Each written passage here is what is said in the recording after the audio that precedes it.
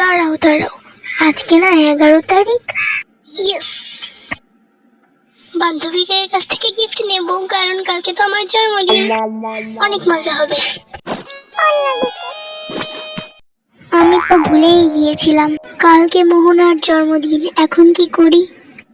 প্রতি বছর আমার কাছ থেকে দামি দামি গিফট চাই, এবছর যে করেই হোক আমি ওকে গিফট দেবই না।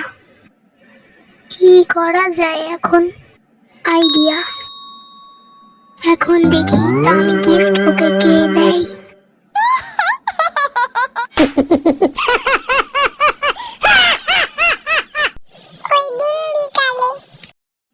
ঠাকুমা আসবো? হ্যাঁ আয়। ইরাকে তো দেখছি না, ইরা কোথায়? কি আর বলবো, ইরা এত অসুস্থ, এত অসুস্থ, এত অসুস্থ যে ওকে হাসপাতালে ভর্তি হতে হয়েছে। কি? কিন্তু কি করে হলো এসব?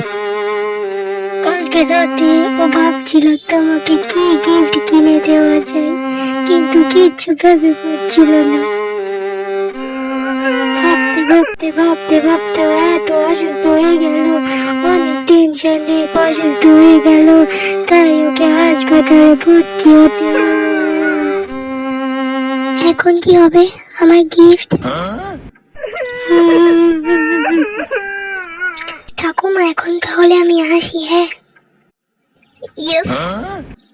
কেমন মজা দেখালাম ঠাকুমা সেজে। দামি গিফট নিতে চেয়েছিলে না আমার কাছ থেকে, এবার হবে মজা। কাউকেই বলতে পারবে না যে আমি আমার সব বান্ধবীর কাছ থেকে গিফট নিয়েছি।